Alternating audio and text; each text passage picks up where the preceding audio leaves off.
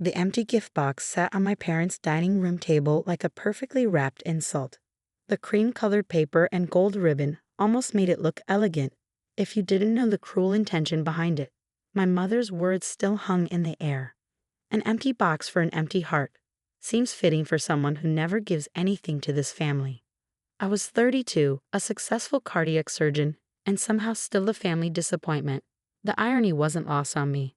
"Oh, come on, Sarah," my sister Rebecca laughed, champagne glass in hand. "You have to admit it's kind of funny. When was the last time you actually showed up for anyone here?"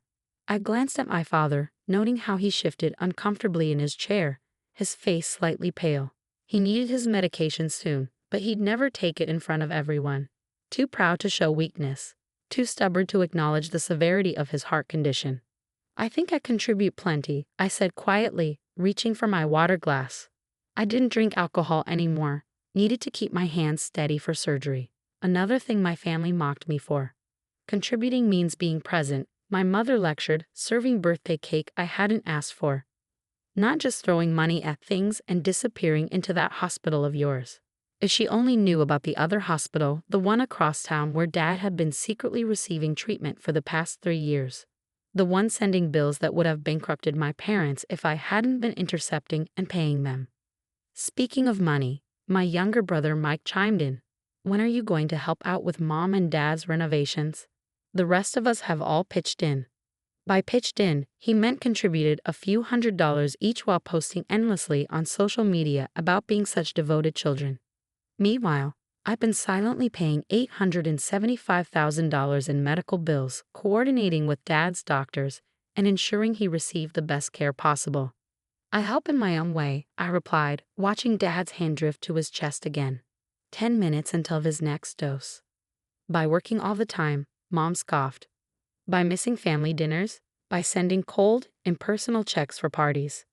I stood up, my chair scraping against the hardwood floor. "Dad, can you help me get something from my car?"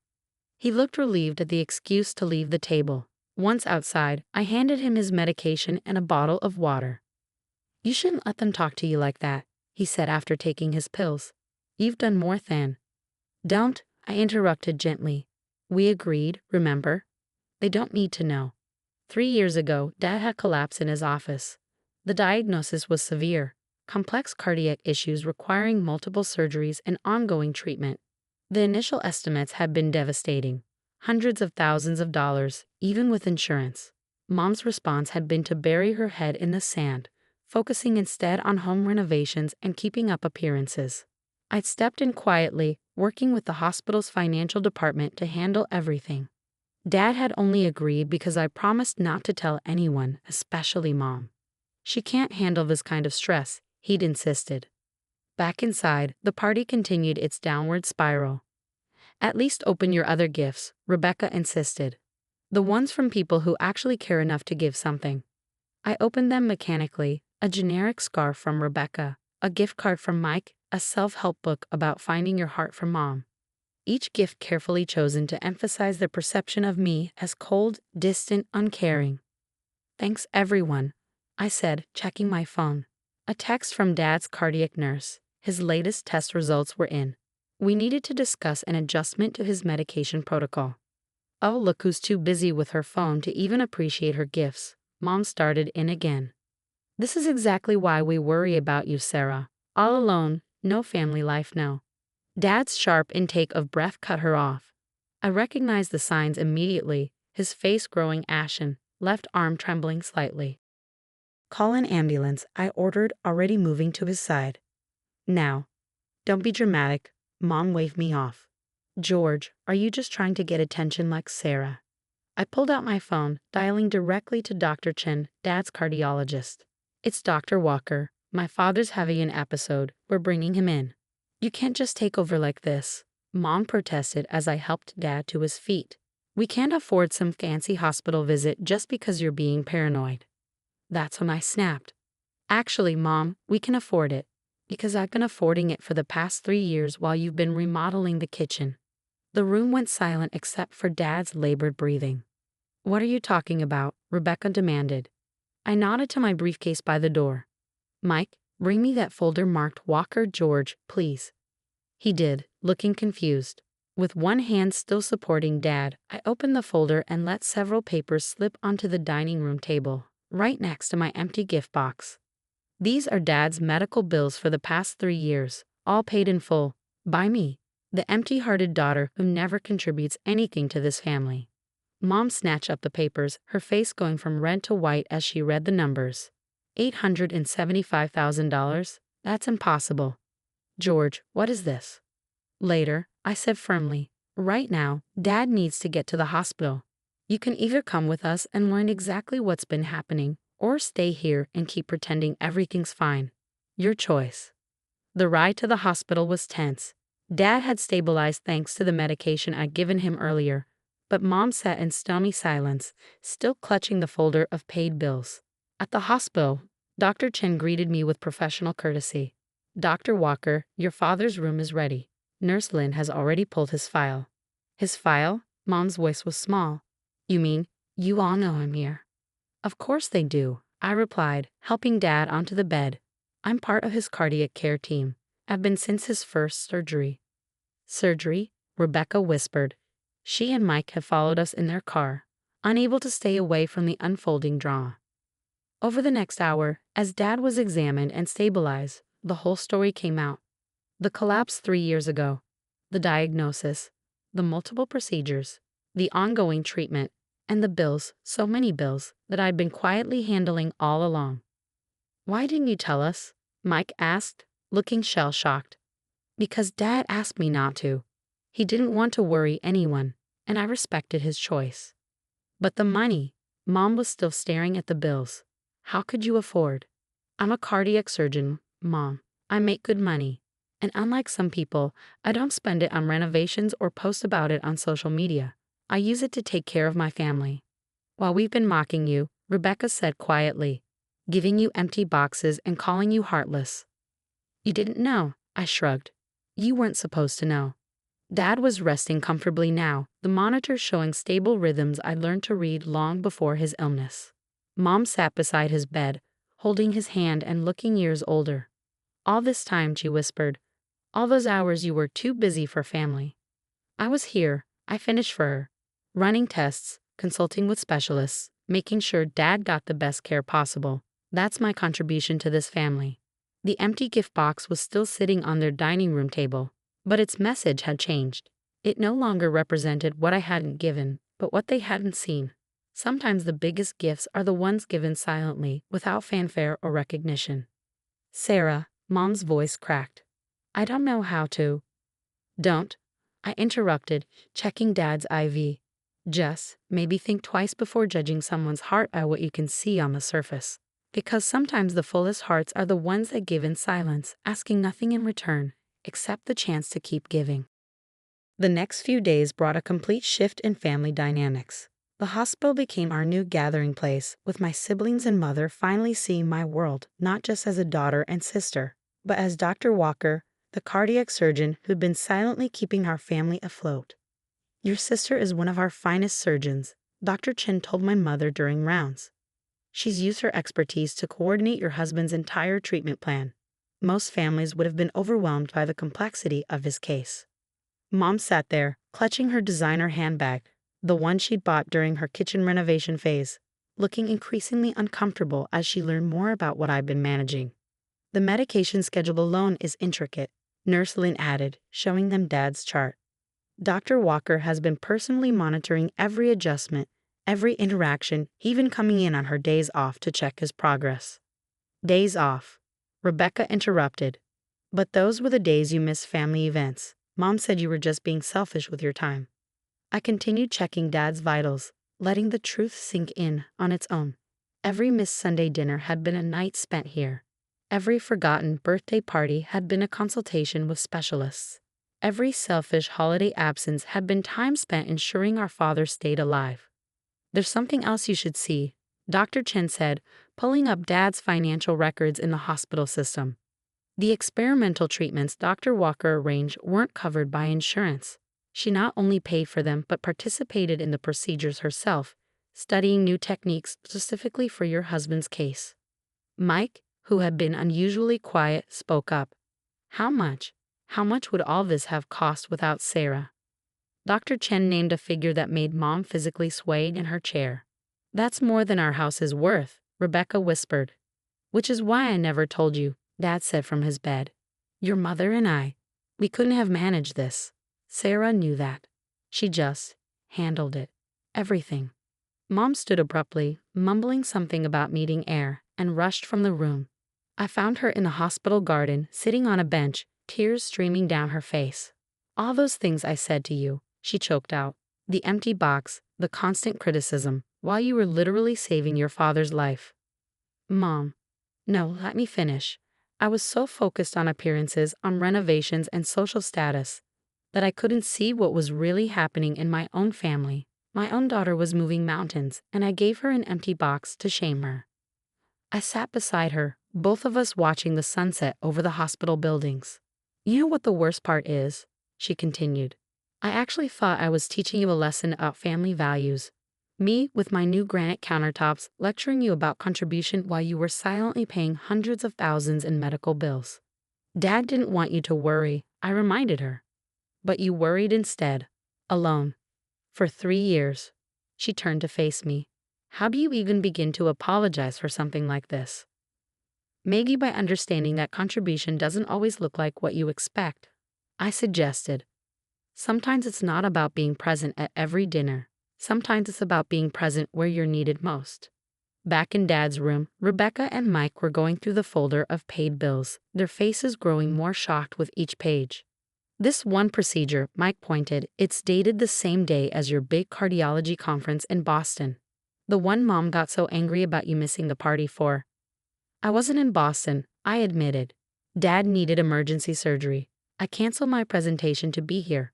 But your career, Rebecca started, is meaningful because it lets me help people, especially family. That evening, as visiting hours ended, my siblings lingered uncertainly. We've been horrible to you, Rebecca finally said.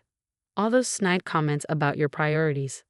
While you were literally working extra surgeries to pay for Dad's treatment, Mike added, God, we're awful people. You're not awful, I corrected. You just couldn't see the whole picture. By design, remember. This was how Dad wanted it. But now we know, Rebecca insisted, and we need to make it right. Somehow. You can start by understanding that family contribution isn't always visible, I said, gathering my medical charts. It's not always about who brings the biggest gift or attends the most dinners. Sometimes it's about who shows up when it really matters, even if no one else knows they're there. As they left, Mom stopped in the doorway. The empty box, she said quietly. I kept it, as a reminder of how wrong I was. Of how full your heart really is. I watched them go, then turned back to Dad's monitors. His numbers were improving. The new treatment protocol was working. That was all that mattered. Not recognition, not appreciation, just results. Because sometimes the fullest hearts are the ones that keep giving, even when everyone else sees them as empty. A week after Dad's episode, he was stable enough to be discharged. Mom had transformed from social butterfly to dedicated caregiver, absorbing every instruction, every medication detail with an intensity that surprised everyone. The empty box from my birthday sat on her bedside table, a self-imposed reminder of her misplaced judgment. We need to discuss the house renovations, she announced during Dad's discharge meeting. I looked up from his paperwork, confused by the sudden topic change. I want to cancel them, she continued.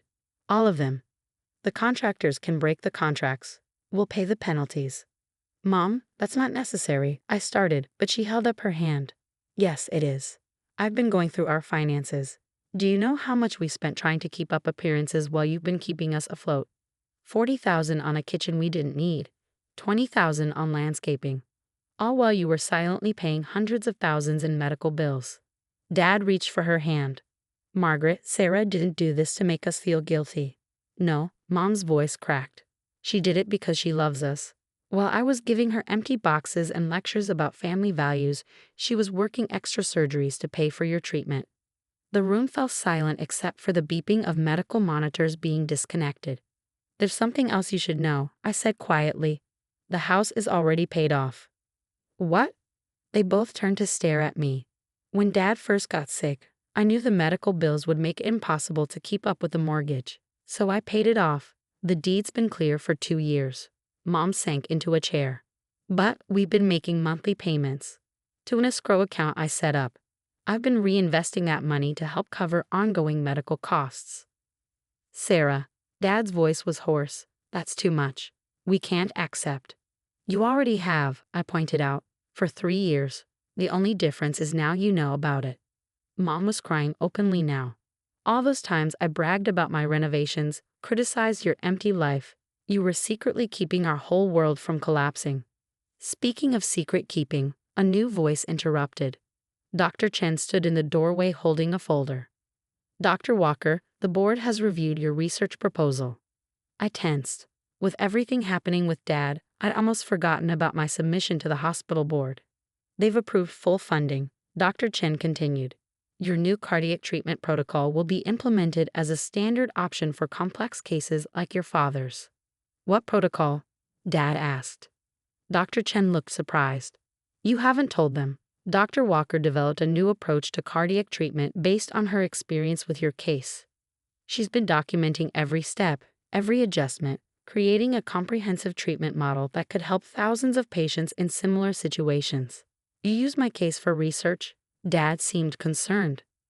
No, Dad, I developed better treatment options because of your case. There's a difference. Everything I learned helping you, every challenge we overcame, it all showed me ways to improve cardiac care for families like ours. The board was particularly impressed by the financial management aspect, Dr. Chen added. Dr. Walker's protocol includes strategies for making advanced cardiac care more accessible and affordable. She's even established a foundation to help cover costs for patients who can't afford specialized treatments. A foundation? Mom whispered. Is that where all your money has been going?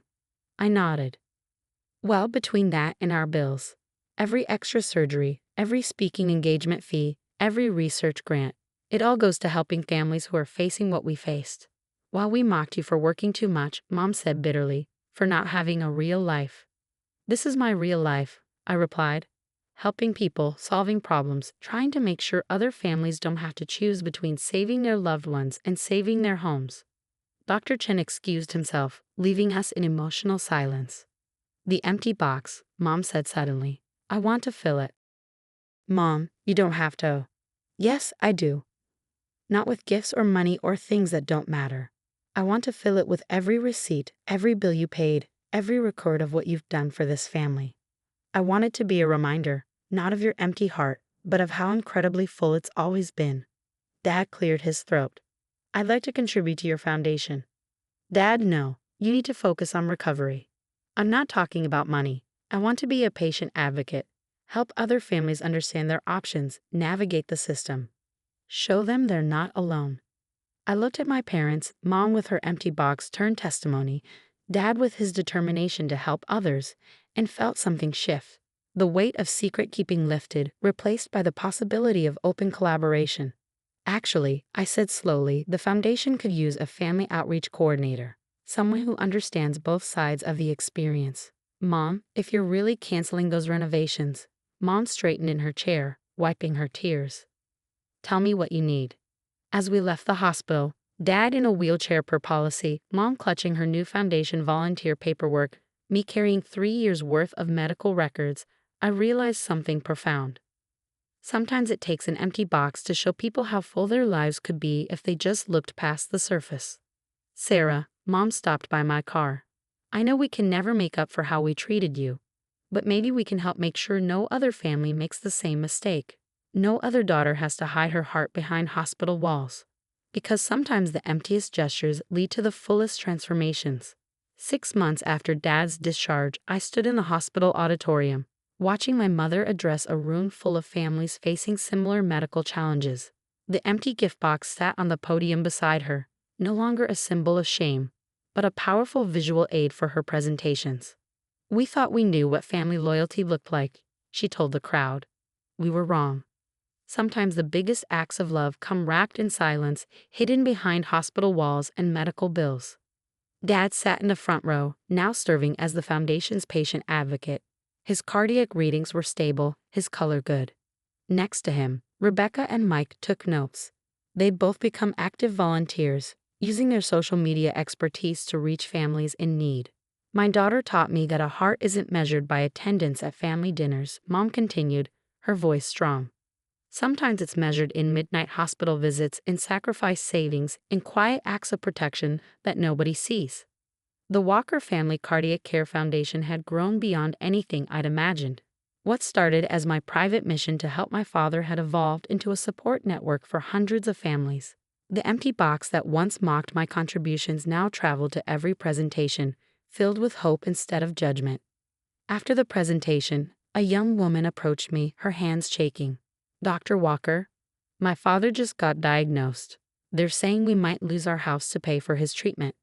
Before I could respond, Mom stepped in. "Honey, sit down with me.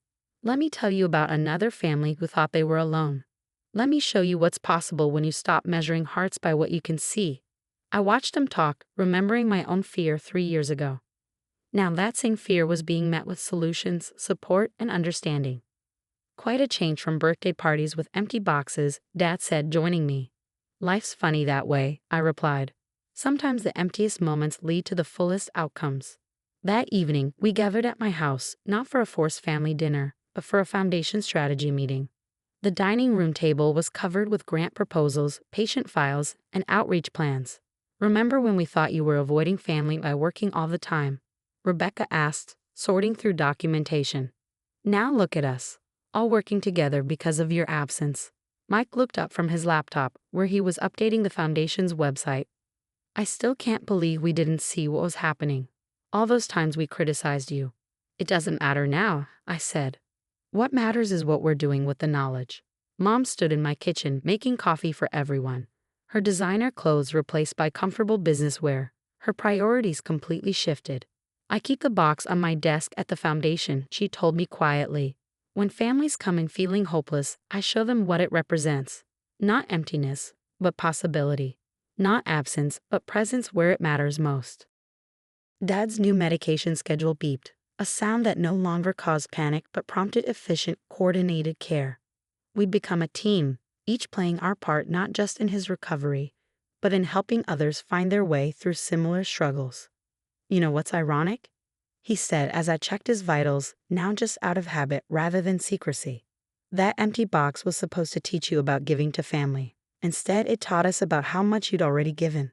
The foundation's latest statistics show over 200 families helped, more than $3 million in medical debt resolved, and countless lives changed. All because of an empty box that wasn't empty at all. It had been full of potential, waiting for the right moment to transform hurt into healing. Sometimes, I had told the young woman earlier, the biggest gifts come disguised as empty spaces. They force us to look deeper, to see beyond the surface, to understand that love doesn't always look like what we expect. Because sometimes an empty box isn't empty at all. Sometimes it's just waiting to be filled with something more meaningful than judgment, like understanding, forgiveness, and the kind of love that works silently in the background, keeping hearts beating and hopes alive.